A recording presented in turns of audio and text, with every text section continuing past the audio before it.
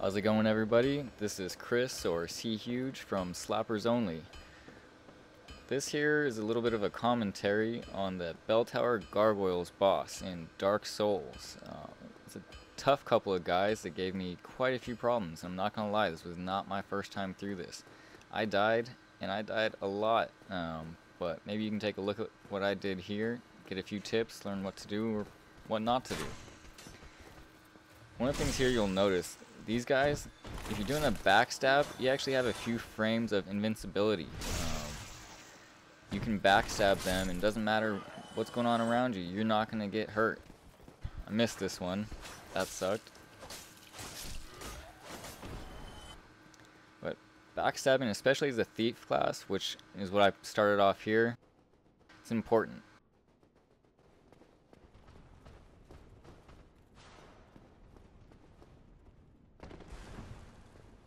Like I said, backstabbing is important. The only problem is, as a thief and playing as a quicker class in the game, you kind of get used to the backstab, and I don't want to say you overuse it, but you rely on it, and that's great for most of the guys in the game, like this guy here, but as far as the bosses, it doesn't quite work that well.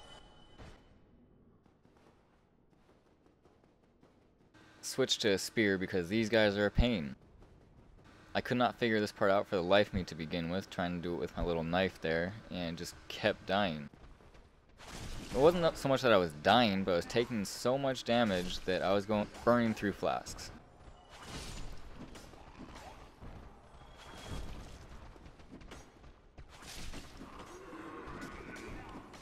Switch to a spear.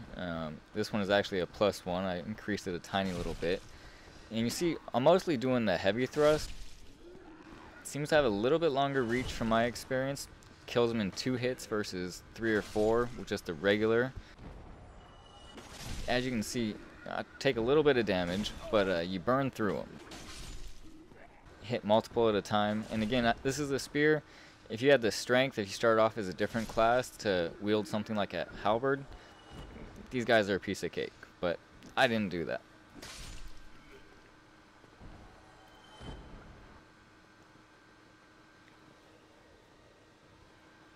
Now up here, you'll notice that I'm human right now, or in other words, I'm not hollow, which means I can summon guys into the game.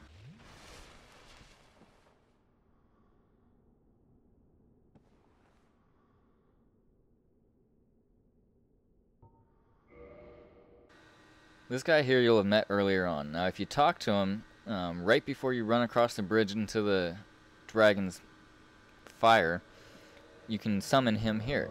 He's not an actual player character. In other words, he's not controlled by a human. He's actually, you summon in a computer player to help you out. But again, it works. And if you read that little blurb that I put on there earlier, you might call this easy mode. You know, you're not doing this alone. You're doing this with somebody else, be it computer or another human. It is a lot easier this way than it would be if you went in by yourself. Like I said, I know from experience. I died, I can't even count how many times. But it's worth it. Like I said, in Dark Souls, you'll know this by now, there's really no such thing as easy mode. There's just live, and otherwise you're going to see the you died screen quite often. Like I said, it's not so much cheating. I don't even look at it as cheap. It's there for you to use. And put it this way, Dark Souls isn't going to give you any advantage whatsoever. This right here, you'll notice for me, it's all about stamina. I chose to go in my lightest equipment that I could with the exception of the shield because it lets me move a lot quicker, and that shield is great because you can block, prevents 100% of the damage as long as you have enough stamina. So again, it's all about the stamina. You got to keep the stamina up in this fight, and that's more important, in my opinion, in this fight than defense or anything like that. Your defense stats can be good, but if you can't move, you can't get around the gargoyle, and if you can't get around the gargoyle, you're always in danger of getting hit.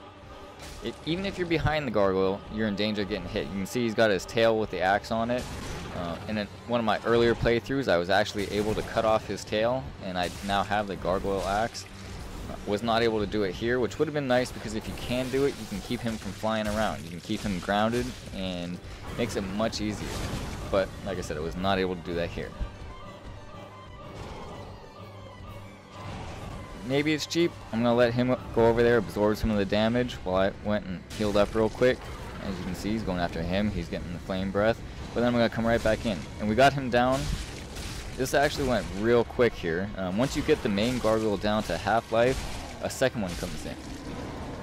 Like I said, this was quick. I was actually surprised. My first time fighting it with the added help of that guy there. But made a world of difference.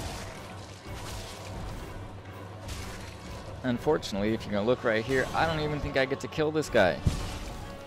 I actually feel, this is why I feel a little bit cheap. I'm going to swing a couple times, but he's already dead. Yeah, that, well, it is what it is. I beat it, finally. Like I said, I died probably a good 20 times. But I accomplished it. I feel good about it.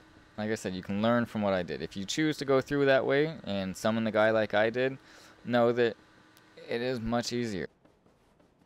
Especially for one of the weaker classes. I don't want to say the weaker classes, but a class that is not based on strong defensive stats.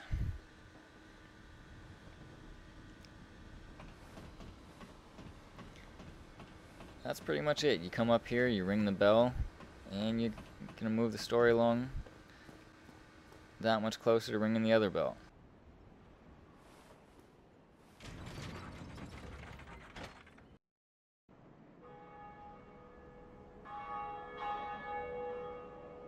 Well, thank you guys for watching. I'm going to have some more on the way, especially some other bosses. So, thank you.